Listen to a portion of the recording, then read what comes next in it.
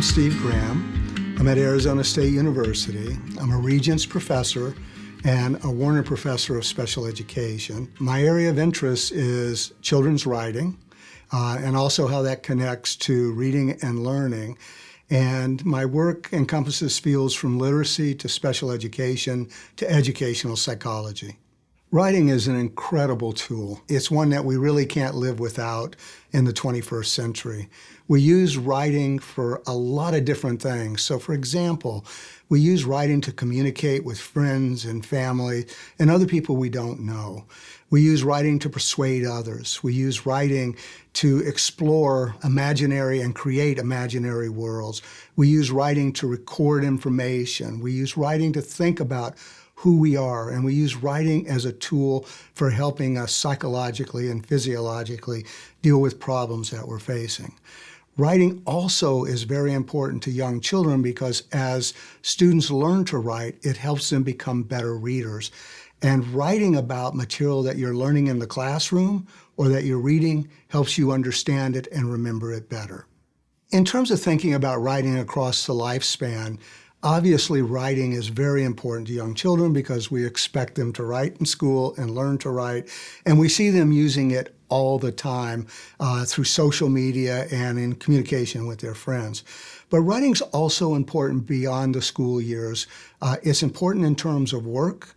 Most blue-collar workers now have to write at least at some point as they're on the job. A police officer, for example, is writing out tickets, is writing out reports, and obviously writing is critical to white-collar work. You know, in the fields of business, academia, almost anything you can think of, white or blue-collar, people write now. In addition, just like kids do a lot of writing for social reasons, so do adults. Probably writing isn't used as much for learning with adults as it is for children, but it still has the same power to make you understand material better and to have a sense of what it means and to retain it over time. Writing can be a very useful tool for learning in subject areas or content areas like social studies, science, math, geology, you name it, writing has a place there. So why do I say that?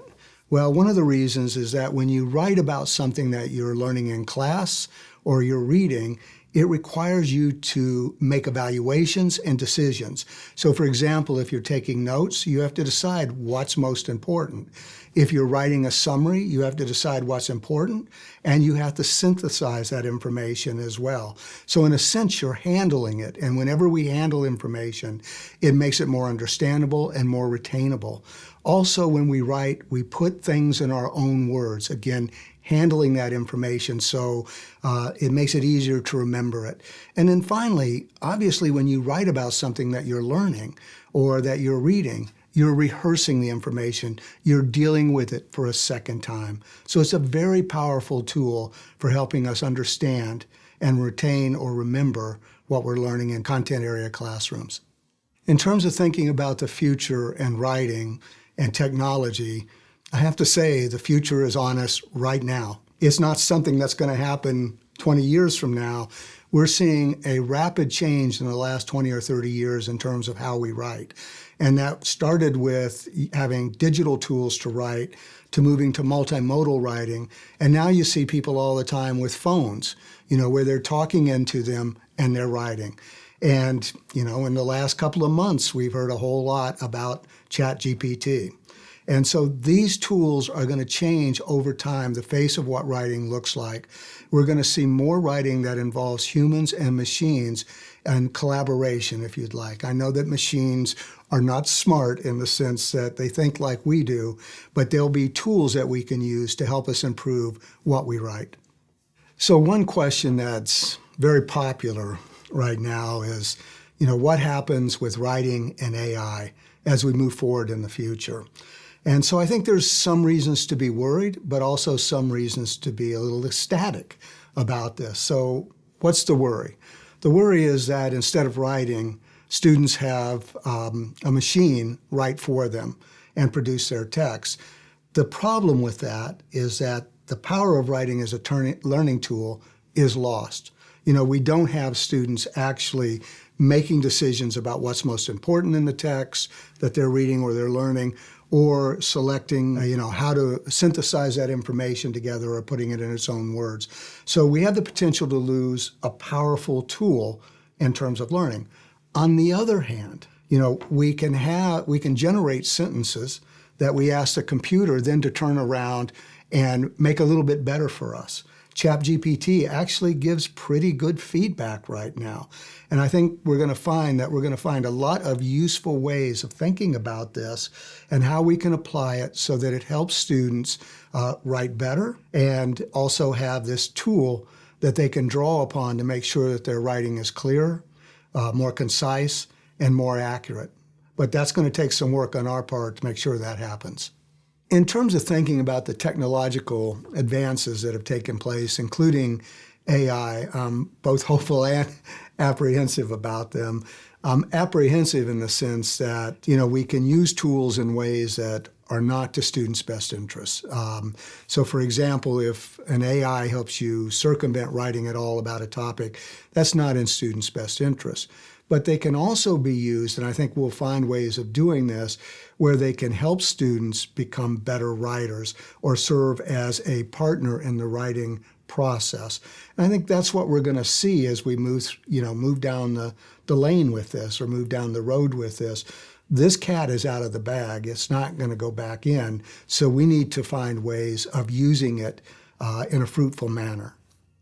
One practice that I would encourage all teachers to engage in with their students in terms of writing is to help them learn how to use strategies for planning, evaluating, monitoring, and revising their text. These strategies, what we do when we plan, take place out of sight in our head for the most part. So it's hard for students to see what that involves.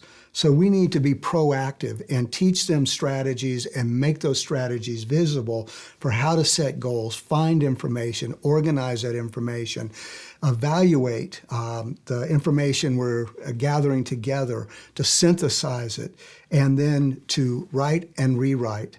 Those are really the critical processes of becoming a good writer. A great habit that I'd like to encourage parents to think about in terms of their children's writing is that they write and share their writing with their kids so that their kids see writing as a valuable tool and activity, but also to ask their kids to share their writing with them and to be a positive listener and an appreciative audience. That'll go a long ways in terms of helping students like to write and see the value of writing. It's always difficult if you find writing challenging, but it doesn't mean that you can't get better at writing. And there may be some aspects of writing that you're already good at that you can expand upon. So one thing to keep in mind is that there really is no such thing as somebody who's good at all writing tasks and somebody who's not good at all writing tasks. We have different strengths and weaknesses. And so it's always possible to build upon your strengths. And as those strengths get better, then to work on areas that you'd like to be a better writer in as well. It's never the case that all is lost. There's always opportunities at every turn. I'm really pleased that I was selected for the Barry Zimmerman Award that is awarded by the Special Interest Group for Study and Self-Regulation at the American Educational Research Association. And what this award does is it recognizes lifetime contributions to either studying or studying self-regulation.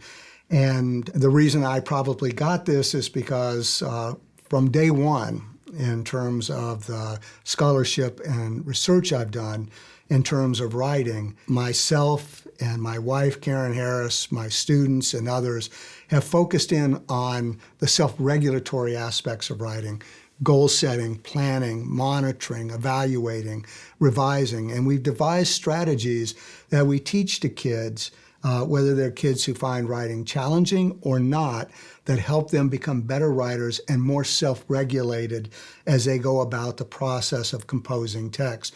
And that includes not just those processes, but their behaviors that might interfere with writing, as well as managing and orchestrating their writing environment. So That's really the reason that this award was granted to me, but it really is a recognition not just of the work that I've done, but of a large group of people.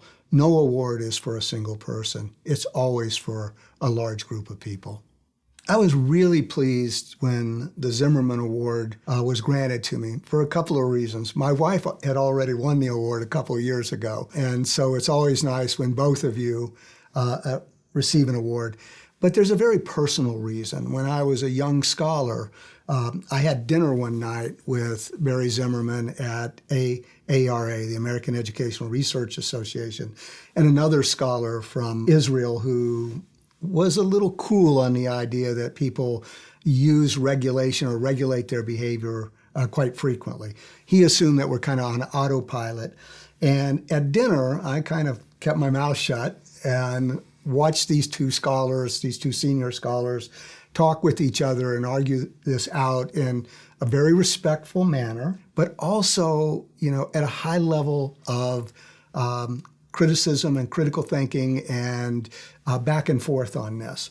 So that was one reason. It Barry set a tone for me in terms of thinking about my own career. The other thing is that as the years went on, I would see Barry at various conferences, and he always was engaged throughout his whole career as an active researcher. And by that, he didn't start it towards the end of his career just writing chapters and not doing research directly with kids and college students. He was out there pitching as a in-the-field researcher to the very end of his career. And that provided a great model for me as well. And obviously, like I said, it's never one person on this. It's my wife, it's me, it's our students, it's the various colleagues in the U.S. and elsewhere that make getting an award like this possible. So I'd like to say thanks to all of them, both as friends and as colleagues, and for making my own work better. Thank you.